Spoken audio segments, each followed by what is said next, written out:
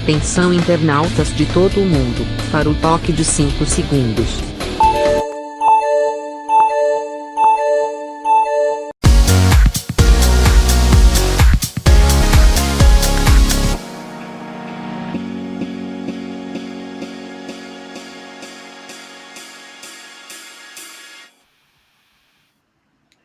Muito bem, começando mais um programa Sérgio Cruz, aqui pela viamorena.com.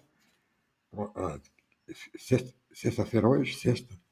Sexta-feira hoje, fresca, né? Tempo, a gente espera que mantenha esse clima aí, pelo menos até sempre, porque mais que isso aí mais que esse o velho não aguenta. Mas tá aí, tempo, muito obrigado a você por sua audiência. A gente está começando mais um programa Sérgio Cruz, aqui pela viamorena.com, aplicativo viamorena.com, em conexão com o Instagram, Facebook e YouTube, tá? São esses três. Tem mais aí? Não, tá. A história de hoje, contar no início do tempo. Vou começar o programa falando de política. O pessoal pediu para eu inverter. A gente se inverte, né, porque a gente tem que sair e tal. Você inverte a história, conta a história depois das 8h30. Né? Você começa, quer dizer, depois do segundo tempo do programa, que você já está mais. Você toma um refresco, né, contando a história. Você volta ao passado. Muito bem.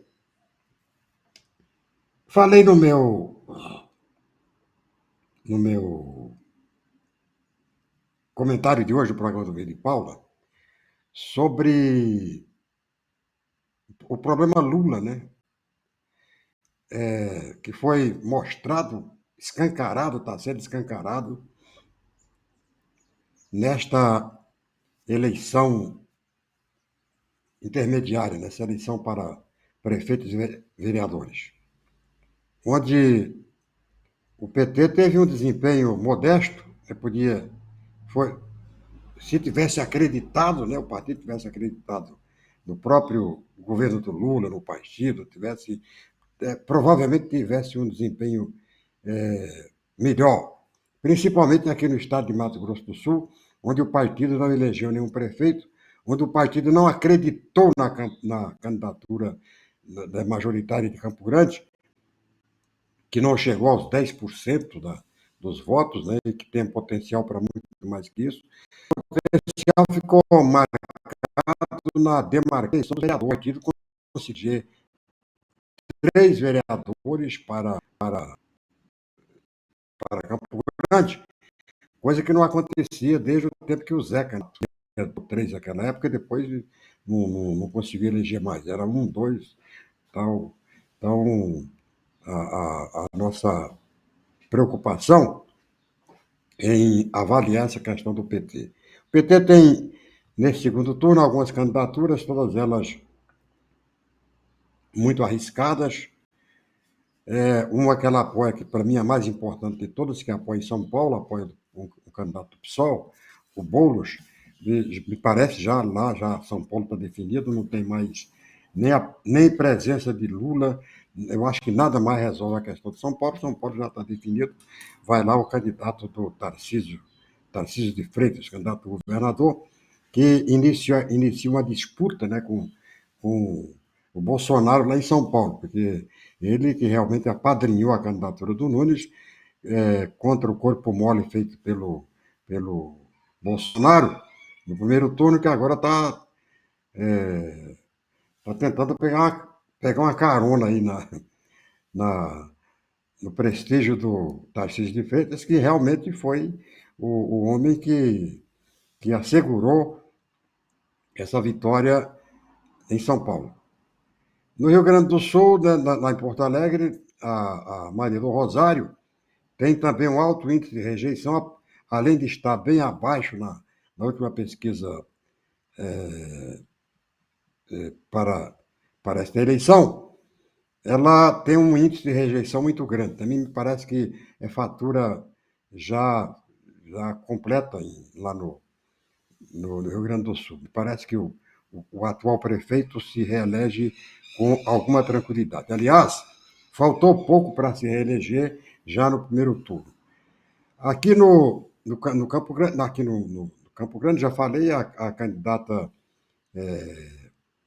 Camila Jarra, que, né, teve uma votação mediana, para não dizer medíocre, podia ter uma votação bem maior, se o partido tivesse acreditado na, na candidatura, tivesse partido para cima, aproveitando, né, o próprio governo, o governo Lula, que se não tem nada, se tem muito pouco para oferecer neste Lula 3, teve muito para mostrar no Lula 1 e no Lula 2 aqui em Campo Grande, e que não foi, né, que foi, passou batido. O pessoal não tem a menor preocupação em mostrar que o Lula, que está no governo, foi o maior prefeito que Campo Grande teve até hoje foi o Lula. As grandes obras de infraestrutura que temos hoje em Mato Grosso do Sul, e principalmente em Campo Grande, foram obras que chegaram aqui pelas mãos do governo Lula, nos grandes convênios na área de habitação, nos grandes convênios na área de infraestrutura urbana. Nós temos os grandes parques, chamados parques temáticos, as grandes avenidas que integraram a periferia ao centro de Campo Grande, que foram todas elas financiadas pelo governo do Lula nas gestões do Putinelli e do Nelsinho Trade. Tá lembrado disso? Nós temos aqui em Campo Grande uma média de construção de 10 casas por dia no governo. Então, tudo isso poderia ter sido lembrado, poderia ter sido mostrado, porque o Lula não morreu. O Lula está aí, ele é o presidente da República. Se ele fez no primeiro e no segundo governo, é claro que ele pode fazer no terceiro. Pelo menos isso poderia ter sido usado como, né, uma propaganda positiva. Né? Então ficou na Camilinha, Paz e Amor, etc. Tal, e terminou resultando numa votação inexpressiva aqui em Campo Grande. O PT poderia ter, no mínimo, 15% aqui na cidade,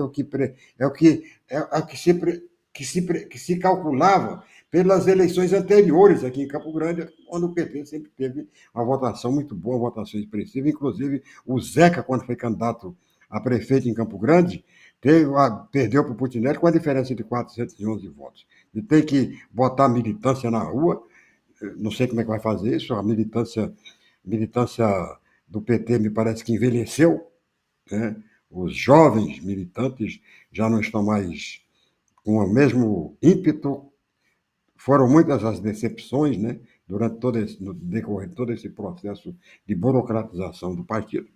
Então ficou ruim. Quanto então tá aí. Então tem o PT está disputando em Cuiabá, lá tem possibilidade de ganhar a eleição, porque tem apoio do ministro da Agricultura, tem apoio grandes apoios políticos. O PT pode, inclusive, surpreender. Aliás, não seria surpresa nenhuma se vencesse a eleição lá lá, no, lá em Cuiabá. Em Belo Horizonte, o partido concorreu também, né? Não fez a menor diferença. O candidato de anti-bolsonarista lá está na frente, mas não é um candidato, é um candidato do PSD. Então, esse governo está meio difícil, né? Esses 2 primeiros anos do governo Lula foram 2 anos de muitas frustrações, né, do ponto de vista político e do ponto de vista de aplicações na economia. Quer dizer, ele se incompatibilizou com o mercado, porque não levou para o Ministério da Fazenda, como fez no primeiro governo, um homem do mercado. Tinha que fazer isso. Levou no primeiro governo, Lula 1, Lula 2, ele levou o Henrique Meirelles, que foi o homem que comandou a economia do país durante os 8 anos, conectado com o mercado. Você não pode desconectar os setores da economia, setores da atividade humana na política. Você tem que estar conectado com todos os setores. O governo não é um governo de uma facção. O Bolsonaro fracassou no governo dele porque faccionou o governo. Porque, não, o governo é de direita, tem que ser de direita. Esse negócio, não existe esquerda e direita no governo. O governo ele pode ter a tendência que tiver, mas ele não pode se embretar, né? Ficar num lado, atendendo só os interesses de uma determinada facção ideológica, porque termina dando no que deu no o governo da Dilma, né, que fracassou, e no que deu o governo do Bolsonaro, que não conseguiu se reeleger. Por que o Bolsonaro não conseguiu se reeleger? Porque faccionou o governo. Não, meu governo é um governo de direita, aqui toda esquerda aqui é tudo demônio, tal. Isso aí terminou afastando quem? Afastando a maioria silenciosa. Porque a maioria silenciosa não quer isso, a maioria silenciosa quer tranquilidade para produzir, para trabalhar, para ganhar dinheiro. É isso que a maioria silenciosa quer. Não quer estresse. A verdade é que não quer estresse. E o governo do Bolsonaro estressou. O governo Lula 3 está estressando setores importantes, né, da vida pública e política do país, que estão, né, se sentindo à margem do governo. Não pode fazer isso. O governo tem que ser, tem que ampliar, né, toda a sua base operacional para que possa ser bem sucedido, como foi bem sucedido o governo Lula 1 e Lula 2. As pessoas me questionam, Sérgio Cruz, mas pô, nós vamos colocar o pessoal, os liberais, né, para. O Lula colocou, pô. Primeiro e segundo governo do Lula foi um governo que teve a economia comandada, liderada pelos neoliberais. Quem é Henrique Meirelles? Henrique Meirelles era um deputado federal do PSDB, liberal, né, neoliberal, homem do mercado, que o Lula foi buscar no primeiro dia de governo para colocar no Banco Central, para comandar a política econômica do governo em conformidade com a Carta aos Brasileiros. Ou você não lembra mais da Carta aos Brasileiros? Pois foi a Carta aos Brasileiros que permitiu que o Lula, né, conseguisse conciliar todos os setores da política brasileira, esquerda, direita, centro, colocou todo mundo, enquadrou todo mundo e conseguiu fazer um governo que atendeu aos interesses do partido dele, do PT, do Lula e os interesses nacionais. Tanto que quando o Lula deixou o segundo governo, né, ele tinha uma avaliação superior a 80% de ótimo e bom, né, de aprovação da população brasileira. Isso refletiu-se em que? Na eleição da Dilma e na reeleição da Dilma, que foi um governo que alcançou um nível de otimização extraordinário. E depois veio, né, a Lava Jato e mil coisas, tudo isso, mesmo isso não conseguiu destruir o lulismo, conseguiu enfraquecer o PT, né? O PT realmente ficou por baixo, né? Tanto na eleição de 2022, onde não conseguiu, né, junto, todos os partidos de esquerda não conseguiram uma maioria, uma base sólida e satisfatória ao governo, que teve que fazer lá todos esses engenhos, que poderia ter feito. Eu acho que foi montada a máquina do Lula 3 muito na base da improvisação, muito rapidinho, né? Tá, vamos resolver o problema, tal. Não se teve a preocupação de se articular, né, com os partidos, com outros partidos, partidos de direita, partido de centro. Não foi pegando o que vinha pela frente, né? Não, vamos viabilizar a governabilidade. Não é bem assim que faz. O Lula teve tempo, né? Eu acho, por exemplo, e eu critiquei já, que eu não estou falando isso aqui hoje, não, falei já desde o início. Esse número exagerado de ministérios, não precisava de nada disso. Essas composições feitas com um pedaço de partido, deixando o partido liberado para independente. Você faz uma coligação, mas o coligado é independente. Quer dizer, isso não existe, né? Nunca existiu. O próprio governo Lula, no Lula 1 e Lula 2, teve, né, o apoio concentrado do Centrão. O Centrão apoiou o Lula. Foi o que viabilizou o governo do Lula. Desta vez, ele pegou um pedaço do Centrão, não se deu um pedaço do Centrão. Os partidos, por exemplo, o republicano apoia, está na base do governo do Lula, mas se declara independente.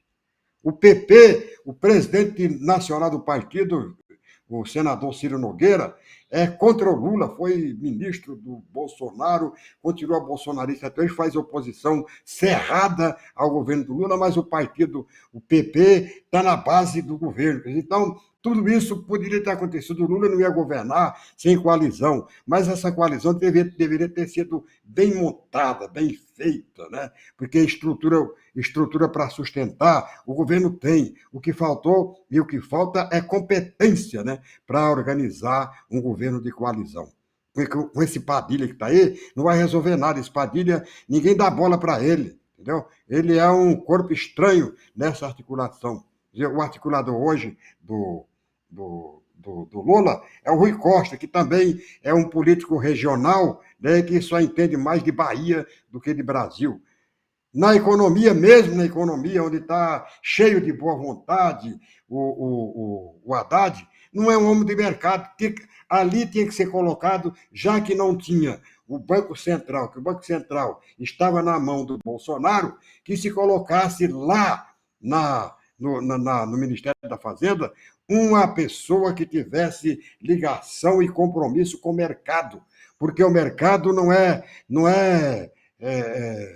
corpo estranho, né? O mercado faz parte de toda essa. Do sistema, de um modo geral, o mercado faz parte. O Bolsonaro se amparou no mercado durante todo o governo dele, levando para lá um cara de mercado, que era o Paulo Guedes, que é um homem de mercado.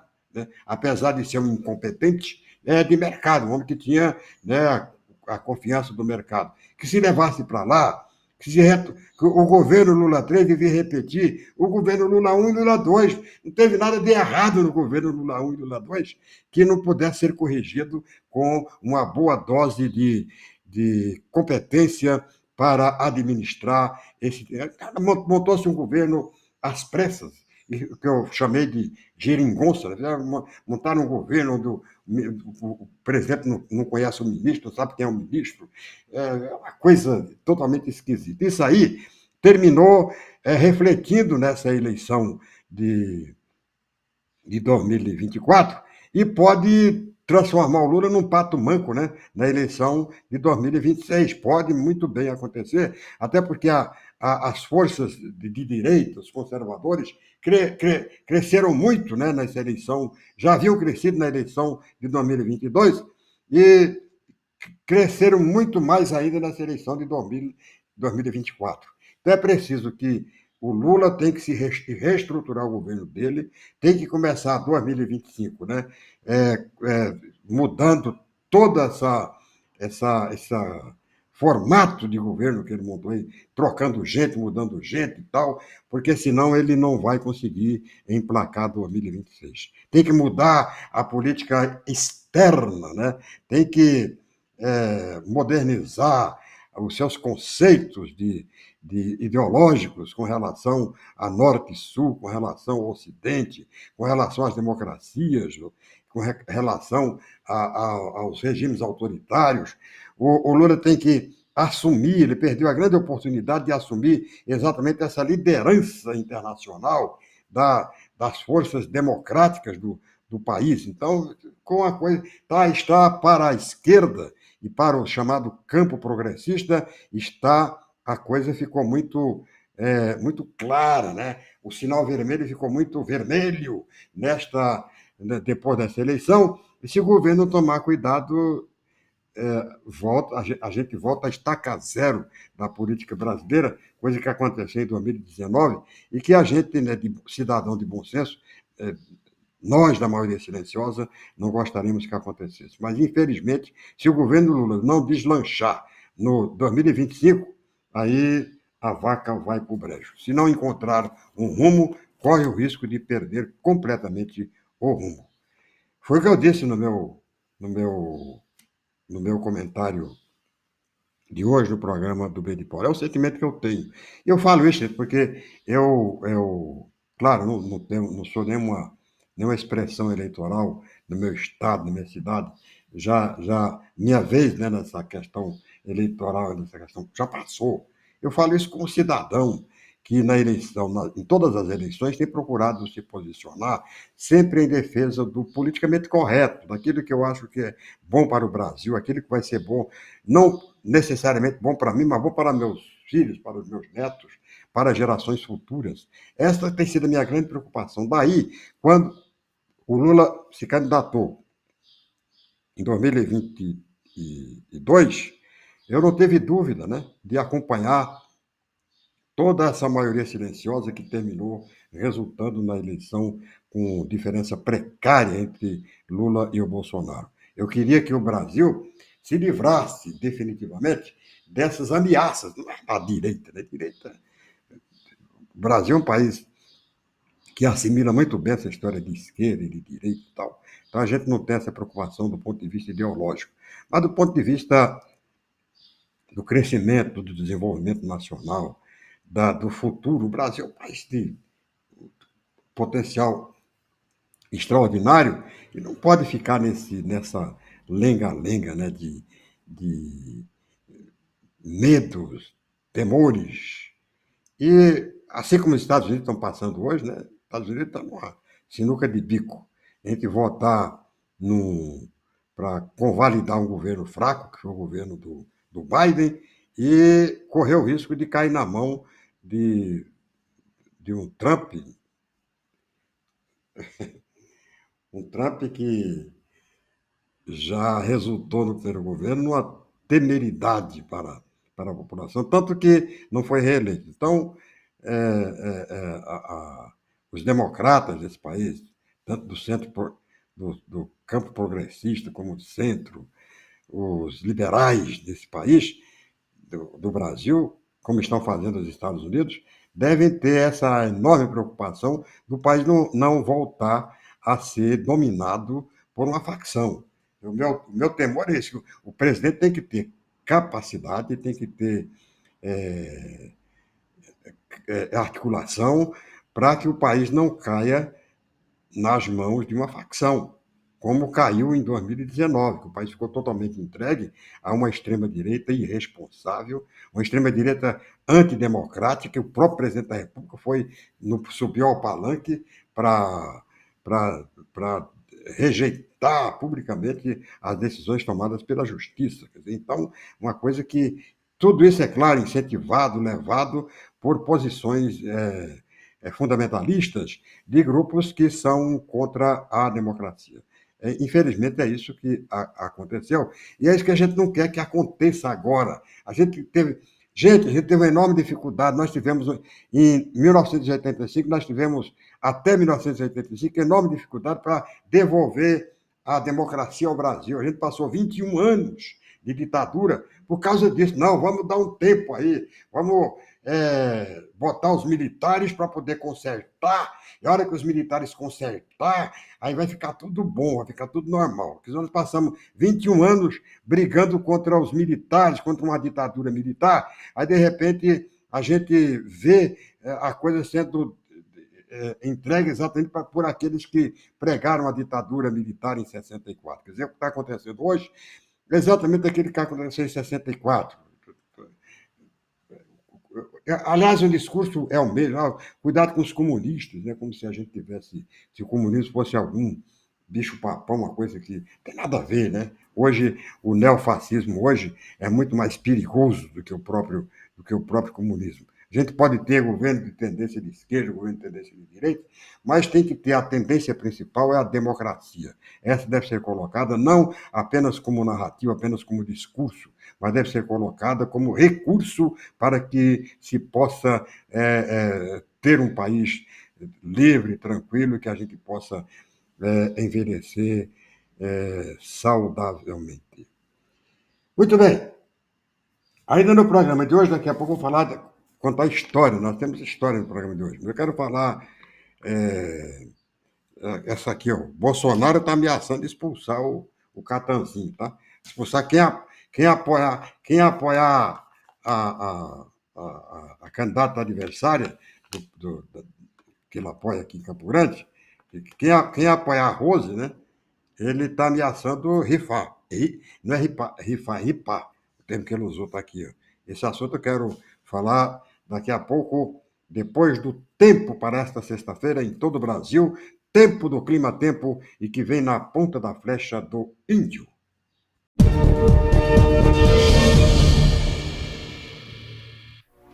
A semana vai terminando com destaque para muita chuva no Brasil. Nessa sexta-feira, uma frente fria que passa, afastada em alto mar, vai começar a virar o vento. E isso também estimula bastante umidade para o continente. Mas o sistema que mais vai chamar a atenção nesses próximos dias é a atuação de uma baixa pressão mais próxima a Mato Grosso do Sul. Isso vai colaborar para estimular mais umidade no Brasil central, além do ar quente úmido que vem da região norte do país. Nuvens carregadas podem se formar já durante essa sexta-feira em várias cidades, do Paraná, de Mato Grosso do Sul, até mesmo do interior de São Paulo. E o risco de temporal aumenta para o final dessa semana. Durante o fim de semana, essa alta pressão que segue em alto mar, próxima ao sul do Rio Grande do Sul, vai começar a se deslocar um pouco mais. E com a baixa pressão avançando sobre o continente, o fluxo de umidade aumenta. Nesses próximos dias, entre sábado e domingo, a chuva pode acontecer até de maneira frequente em vários estados brasileiros. A região serrana ainda vai ter um começo de sexta-feira com abertura de sol. As nuvens devem aumentar mais durante a tarde e pode chover em forma de pancadas. Em Porto Alegre, as pancadas são mais localizadas, enquanto em Florianópolis o tempo já fica mais encoberto e chuvoso. Agora, no Rio de Janeiro, em Vitória e em boa parte da região do Vale do Jequitinhonha, em Minas Gerais, a condição ainda é de tempo firme. Não chove também em Fortaleza, Teresina, São Luís e o tempo segue firme e ensolarado em Belém, no estado do Pará. Em relação às temperaturas, Belo Horizonte, São Paulo e Goiânia podem ter calor de 30 graus nessa sexta-feira. Fica bem abafado ainda em Cuiabá, no estado de Mato Grosso, com máxima de 32 graus. Agora em Porto Alegre a temperatura já não sobe tanto, não passando dos 22. Enquanto na região de Natal a máxima pode chegar a 29 e faz calor de 35 em Manaus e na capital Rio Branco, no Acre.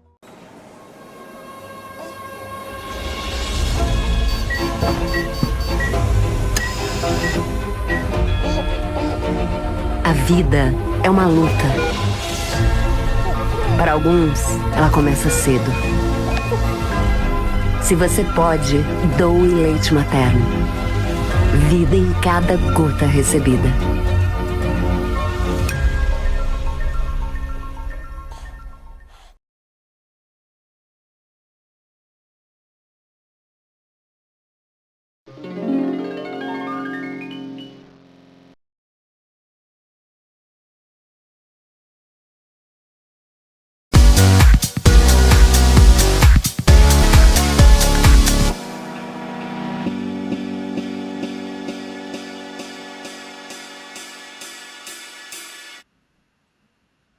Muito bem, de volta com o programa Sérgio Cruz aqui pela viamorena.com. Quero cumprimentar. Tem muita gente que não assiste o programa ao vivo, mas assiste o programa através dos vídeos, né, que ficam disponíveis, principalmente no YouTube e no Facebook. Quero cumprimentar aqui a Marina Ruiz, o Walter Rodrigues, o Hinaldo Menezes e o meu querido Joatan Loureiro, o Paulo Pedra, lembra do Paulo Pedra? Paulo Pedra foi deputado, foi vereador em Campo Grande, muito obrigado pela audiência. E o meu amigo, colega Zé do Galindo Novo, que apresenta um programa lá na FM Educativa. Muito obrigado a todos aqueles que assistem o programa. E o programa está aberto, né? Vamos conversar, vamos bater papo aqui, o negócio é conversar. Conversando é que se entende. Uma matéria curiosa, né? E uma interessante que se faz nesta eleitoral, um dos assuntos mais preferidos, né, dos candidatos desde o primeiro turno foi o problema das creches. A coisa que mais pega são as creches. Então, todos os candidatos falaram em zerar a fila nas creches, nos MEIs. O Beto falou, né, que ia zerar. A Rose e a Adriana continuam insistindo neste compromisso. É muito bom, né, que esse pessoal insista nesse compromisso e que, principalmente as donas de casa, particularmente as mães operárias, aquelas que precisam trabalhar, que não pode pagar uma creche particular, que elas estejam atentas para essa promessa, que foi feita, que está sendo feita pelas duas candidatas que estão no segundo turno, tanto pela Rose quanto pela Adriane Lopes. Estão assumindo o compromisso e isto a dona de casa tem que cobrar, a população tem que cobrar, a imprensa vai ter que cobrar de zerar a fila nas creches. Elas estão tendo cuidado de não dizer quando, né, vão zerar essa fila, se no primeiro governo, no segundo governo, terceiro, no quarto ano, mas estão com esse propósito. É da plataforma de cada uma das candidatas. Em razão disto, estou aqui assumindo o compromisso, tanto através deste programa aqui na Via Morena, quanto a minha participação no programa do B de Paula, de cobrar durante os 4 anos esta promessa. Assim como cobrar das duas candidatas o problema de zerar a fila, né, no centro de atendimento médico. Centro de atendimento médico. Esse centro aí que você vai lá marcar, fica difícil para você marcar o dia que você vai fazer a consulta, né? É Centro de Especialidades Médicas. Tem até o nome, Centro de Especialidades Médicas Jânio Quadros, aqui em Campo Grande. Então, você vai lá, chega de madrugada. Pega a sua senha, se você conseguir o médico, de repente, você está tá na ponta na cabeça da fila, é chamado, mas não veio o médico no dia para ter atendido. Você tem que voltar para. É só especialidade. Né? Tem um médico que atende médico do coração, médico dos pulmões, médico dos ossos. Né? Então, cada especialidade você vai, médico das vistas, tal, dos olhos. Então, tem lá só centro de especialidade. Aquilo ali é um martírio. Né? Tanto o centro que você vai lá e que é difícil conseguir uma consulta. Quando você consegue uma consulta, essa consulta, ela é, porque são especialistas, vai lá para as calendas gregas, você não sabe quando é que vai ser atendido por este profissional. De repente, você consegue ser atendido, marca-se uma cirurgia, muita gente morre esperando essa cirurgia, porque demora demais. Então, esse é um outro compromisso. Aliás, eu quero deixar bem claro o seguinte: todos esses compromissos, inclusive das creches, foram assumidos em campanhas anteriores, por candidatos que venceram a eleição e não cumpriram essa promessa. Nós temos aí creches, MEIs, né, que foram iniciados ainda no governo do Lula, presidente da República, que obras foram paralisadas ainda no governo do Nelsinho Trade. E não se deu encaminhamento. Não venham me dizer que não fizeram porque não quiseram. O Bernal não fez porque não quis. O Marquinhos, em 5 anos, não fez porque não quis. E a prefeita, atual, me parece que fez 1 ou 2, de 9, 10 obras paradas. Obras que poderiam ter sido completadas. Ah, não, porque teve um problema com a empresa. A empresa não está dando, tira a empresa e coloca outra empresa. Porque tem recurso. Não falta dinheiro para isso. O que falta para isso é política, é interesse. Então tá aí. Esta cobrança, ela vai ser feita aqui, não sei até que ponto pode ou não influenciar, mas vou fazer essa cobrança nos próximos 4 anos. Espero que já no primeiro ano se resolva essa história de creches, né? Isso aí, porque está fácil de resolver. Recurso não falta. Tem recurso local, tem recurso estadual. Tem recurso das emendas parlamentares. O único recurso que está faltando é o recurso da boa vontade de chegar, bom, vamos encarar o problema e vamos resolver o problema, pô. Por que fica enrolando? Agora, esse das especialidades médicas eu pago para ver. Isso aí, enquanto o governo não resolver meter a mão no bolso, resolver colocar isso aí no orçamento, não vai ter jeito. Sobretudo, principalmente a questão dos medicamentos. Né? Isso é uma questão. Que falam em criar uma central de medicamentos e tal. Legal, acho isso bom. Agora, também não adianta você criar central se você não colocar o medicamento lá dentro. Né? Igual a casa da saúde, não resolve nada. Então, tem que ter. Né? Esse é um fator, que é o problema dos medicamentos. Né? O medicamento não pode faltar. Tem que ter o medicamento. Segundo, a questão dos exames laboratoriais. O município não tem capacidade, né, para fazer todos os exames, não tem, além da capacidade, não tem ferramenta para isso, não tem o equipamento.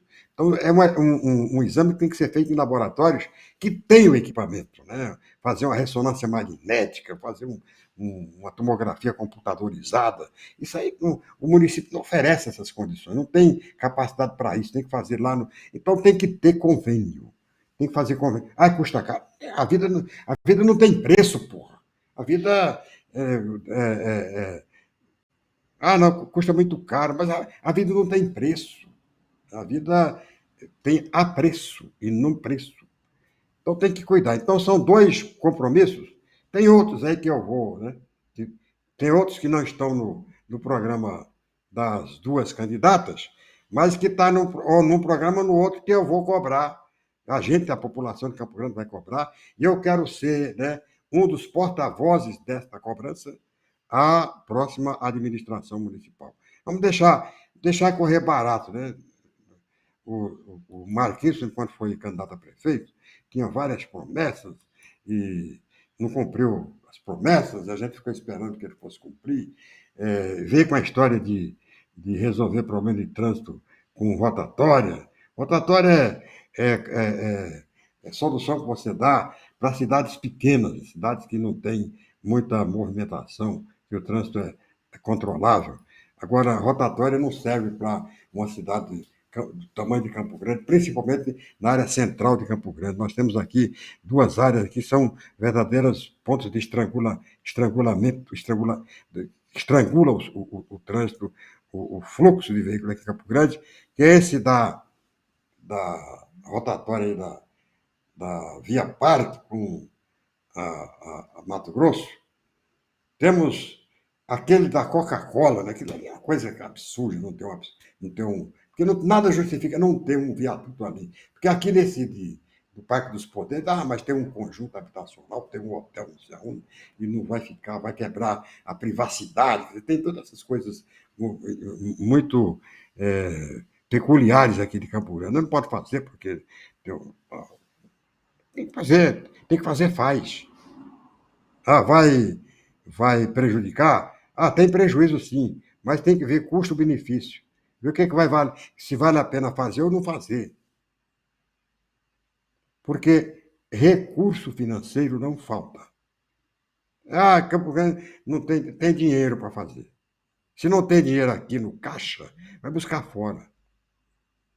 Vai buscar os grandes financiamentos. Nós temos aqui, por exemplo, essa questão do hospital, né, que não foi debatida durante a campanha eleitoral, e que eu acho que os candidatos de oposição perderam grande oportunidade de deixar bem clara essa questão do hospital municipal. Do jeito que está programado aí, vai ser um tiro no pé, não vai funcionar, vai ser onerar extraordinariamente o município, vai ser uma coisa capenga.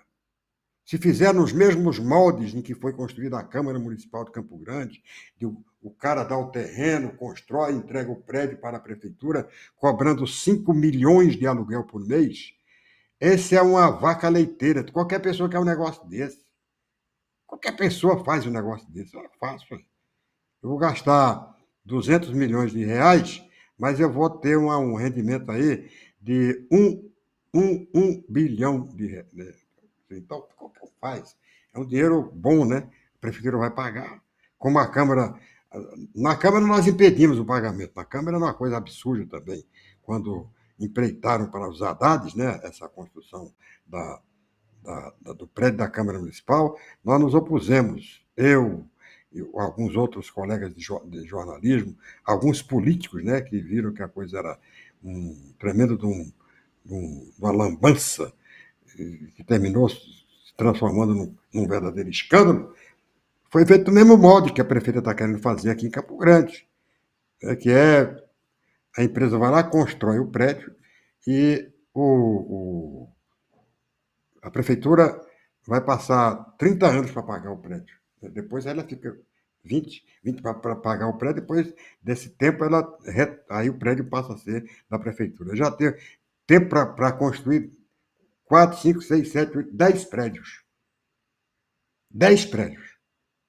Então, o que tem que ser feito para criar um hospital municipal?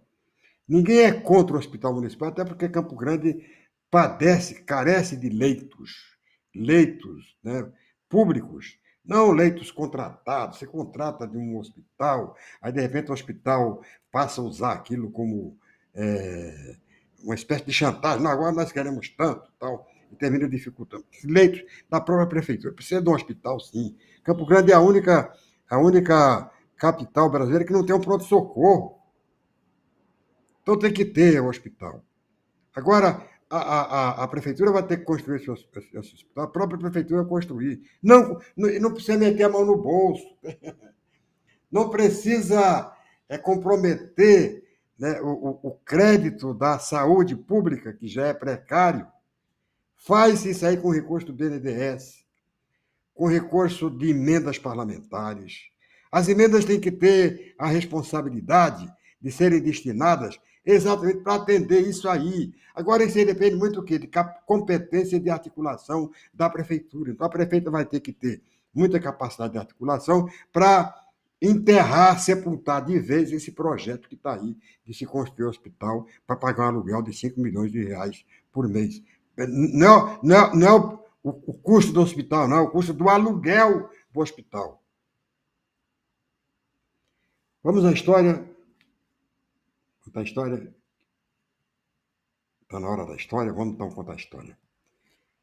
O que aconteceu neste Mato Grosso do Sul no dia 18 de outubro? Em 1553, Cabeça de Vaca chega à nação Guaxarapos, no Pantanal. Ai, meu Deus. Cabeça de Vaca. Quem foi Cabeça de Vaca? Cabeça de Vaca foi o homem que fundou Assunção, né? É o Paraguai e tal. Foi do Paraguai. E o primeiro... Quem descobriu o Paraguai foi Aleixo Garcia. Está completando 500 anos agora. Foi em 524. Aí depois veio Cabeça de Vaca, vieram outros, mas Assunção... Em sua viagem de exploração Rio Paraguai acima, o navegador espanhol Álvar Núñez, Cabeça de Vaca, alcança as terras dos índios Guaxarapos. Eu tô rindo, sabe por quê? Porque eu vou ler aqui a notícia aqui, a história contada pelo próprio Cabeça de Vaca. Pararam ali para conversar com aqueles índios, assegurar a manutenção da paz com os mesmos e pedir informações sobre outras nações de índios situadas adiante. Atendendo ao chamado dos índios, alguns cristãos desceram à terra, tendo estes pedido para irem até os Bergantins. Chegados lá, Bergantins eram os barcos, né? Chegados lá, 6 índios Guaxarapos entraram nos Bergantins para conversar com o adelantado, que lhes falou através de um intérprete, pedindo ao principal que havia entre eles que mantivesse a paz e a obediência à sua majestade, pois com isso seriam tidos como amigos e tudo seria feito para defendê-los de seus inimigos. Eles referendaram a promessa de paz e receberam presentes do adelantado. O adelantado era o chefão lá, né? Próximo de onde o adelantado estava, contou-lhe um daqueles índios guaxarapos, havia um outro rio que entrava pelo rio Paraguai, tendo a metade da largura deste, porém com uma correnteza muito mais forte. Dizem os antigos que por ali viera Garcia, o português que entrou por aquelas terras com muitos índios, fazendo a guerra à gente dali, destruindo muitos povoados. Apesar do enorme contingente que trazia, não vinham consigo mais do que 5 cristãos, além de um mulato que se chamava Pacheco, que voltou à terra de Guazani e foi morto por este próprio cacique. Garcia teria retornado ao Brasil e nunca mais aparecido por aquelas terras. Mas em retorno, muitos índios guaranis teriam se perdido e passado muitas dificuldades tendo tal. Eu ri aqui no começo, porque eu não consegui localizar esse lugar aqui, desses índios guaxarapos, se é no Brasil, se era no Paraguai, ninguém. Naquele tempo, Brasil não tinha nada a ver, ainda estava no Tratado de Tordesilhas isso aqui. Não se sabe que lugar, ninguém consegue localizar desse livro aí do Cabeça de Vaca, os locais, né? Hoje, onde é que é hoje? Onde é que é lugar aí? Rio Negro, fala Rio Negro. Que Rio Negro é esse? Será que é Rio Negro? Então, até hoje, os estudiosos, os antropólogos, os historiadores, né, pesquisadores, conseguiram, interessados, não mais diretamente interessados na colonização, não conseguiram determinar exatamente os lugares por onde passou. O Aleixo Garcia tem-se uma leve impressão de que ele passou por Porto Esperança. O pessoal que está estudando esse... Não pode esquecer da hora, viu, Sérgio Cristo? Pode esquecer da hora, não. O pessoal está broncando que você está comendo, passando muito da hora aí. Então não se sabe. O que aconteceu demais neste estado do dia 17 de outubro, em 1849, paraguaios sequestram Senhorinha Barbosa. Essa história já deu livros.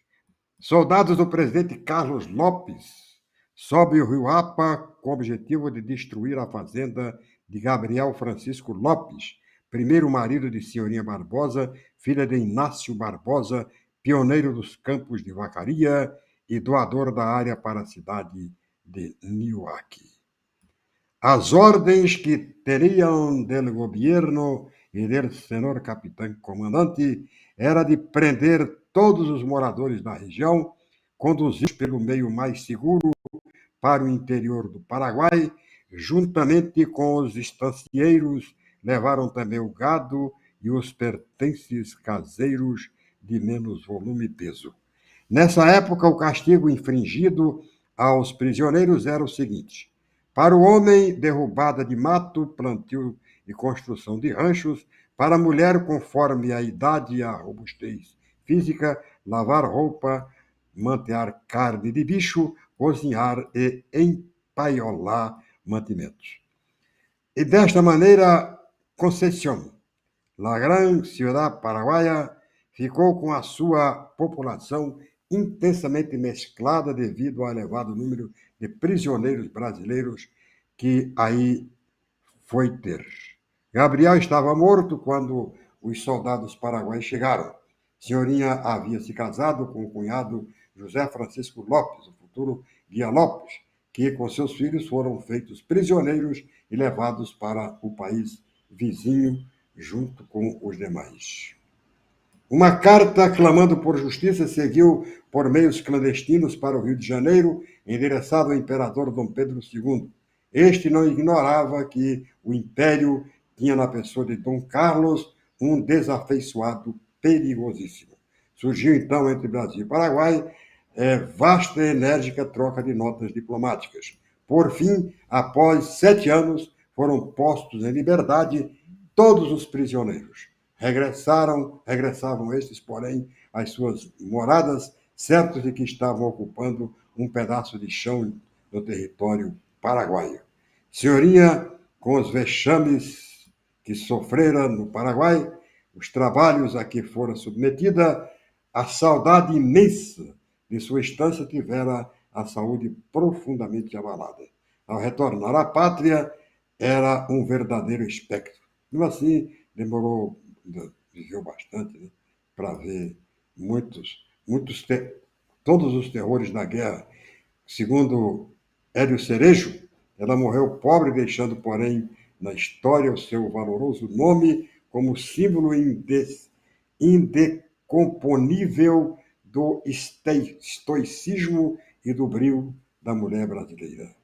Mais alguma coisa neste dia? Mais alguma coisa? Já passou a hora? Não estou vendo a hora, meu. Subleva-se guarnição do Forte de Coimbra. Teve uma sublevação. Sempre teve lá no Forte de Coimbra. Mas foi, né? Mais alguma coisa? Estreia no Rio documentário sobre Mato Grosso. Mato Grosso em Foco. Isso foi... Em que ano é que foi isso, Sérgio Cruz? Por favor, dá para voltar para mostrar para lá? 1920. Grande documentário sobre o estado de Mato Grosso. Me parece que, do que se tem notícia, o primeiro, né, grande documentário sobre o estado de Mato Grosso. Tem que mostrar esse documentário. Devia ser bom, né, mostrar o Pantanal e tal. Duas partes de inexcedíveis belezas, destacando-se, entre outros muitos quadros, o Salto de Jupira, navegando para Cuiabá, o Rio Paraná, Urubupungá, Salto Grande, a Caça-Onça, Corumbá, a Panha do Ouro, as margens do Rio Juncados de Jacarés, o Rio Guijaré, folclore cuiabano, interessante dança popular, a Marcação da Boiada, uma Cuiabana em 1719, um confronto com outro em 1919, General Rondon, tal. Legal. Essa notícia foi publicada no Jornal do Brasil no dia 18 de outubro de 1920. Agora acabou, né? Acabou? Tá. Os fatos históricos deste dia 18 foram estes. Os fatos históricos. Tá. Agora eu vi a hora aqui. Nós temos ainda um minutinho aqui para falar desse assunto aqui, rapidinho. É isso aqui. Jair Bolsonaro afirma que vai expulsar do PL quem apoiar a Rose. Foi um recado direto ao deputado Henrique Catan, né, que desde o início do segundo turno já gravou um vídeo, está nas suas redes sociais, não sei se ele tirou ou não, se ele vai encarar o Bolsonaro apoiando a Rose Modesto, que tem parcela significativa do PL e do bolsonarismo que apoia a Rose Modesto aqui em Campo Grande. Né? Todo esse volume apresentado nas pesquisas, desse empate técnico entre as duas candidatas, tem muito a ver com o eleitorado do Bolsonaro, que não vai, como aconteceu em São Paulo, não está, né, muito aí para obedecer o Bolsonaro, não. Em São Paulo, o Bolsonaro afrouxou, que tentou botar o pé em duas canoas, oficialmente apoiando o Nunes, mas extraoficialmente mandando o pessoal dele apoiar o Pablo Marçal, e se deu mal, né? Porque aí foi o Pablo Marçal, que era o candidato de preferência do pessoal dele, do bolsonarismo. Os bolsonaristas votaram no primeiro turno, todos eles, né, pelo menos a maioria esmagadora, do tal de Pablo Marçal. Agora, no segundo turno, aí, o pessoal que votou no Pablo Marçal vai votar no Nunes, não porque o Bolsonaro está pedindo, né? Mas porque não vai votar no Boulos. Então, não tem outro candidato, vota no Nunes mesmo. Isso aí é a disposição, quer dizer, não há nada que o Bolsonaro possa fazer para piorar a condição do Nunes lá em São Paulo, porque ele não teve a menor influência na ida do Ricardo Nunes para o segundo turno. Não gravou, não falou nada, deixou correr frouxo, desdenhou a candidatura, chegou a dizer que o importante era barrar o Boulos e tal, e disponibilizou sua tropa de choque lá em São Paulo para apoiar exatamente o Pablo Vittar, liberando inclusive o Nicolas Ferreira, lá de Minas Gerais, o guri, né, que é a grande promessa da chamada esquerda jovem do país. Tal. Então tá aí. Aqui, essa ameaça de expulsar o Catânio, quem apoiar, não sei se vai resolver o caso, né? Não sei se o Catan, que não é idiota, né, que é sabidão, né, já passou o recado dele, já colocou, pode até deixar pode até não trabalhar mais para candidata. Mas já está, a posição dele está tomada, ele não vai voltar atrás, né? O máximo que ele pode fazer, não, agora não trabalha mais para candidata. Não vão mais gravar vídeo para candidato para ficar bem com o Bolsonaro, até porque esse PL não tem outro lugar para cair, né, em 2026, a não ser nas mãos do próprio Bolsonaro. Então tem que tratar bem o Bolsonaro para que o Bolsonaro os coloque na garupa em 2026. Agora, não sei se o eleitor vai entender bem esse recado dado pelo Bolsonaro. Se é um recado para quem apoia, um recado para quem vota, isso aí vai ficar por conta, naturalmente, da compreensão, do entendimento de cada um dos eleitores do Bolsonaro em Campo Grande. Será que o Bolsonaro está tentando obrigar o pessoal a votar? Isso não existe, né? Não vai. Sobretudo o bolsonarista, né, que me parece um eleitor que, apesar de extremamente bolsonarista e tal, mas é um eleitor que quer manter a sua independência, ele vota em quem ele quer. Se o Bolsonaro não estiver agradando, não vota no Bolsonaro, vota no que tenha mais convicção ideológica que o próprio Bolsonaro e tal. Bem, chegou a nossa hora de ir embora, já passou, a gente vai para voltar na segunda-feira, esperando que você tenha um fim de semana com chuva gostosa, que você possa dormir, chuva sem tempestade, sem granizo, sem estrago, uma chuva que possa trazer apenas a benfazeja esperança de terra molhada. Muito obrigado a você por sua atenção, por sua participação. A gente volta segunda-feira com fé em Deus, pau na mula e tchau, pica-pau.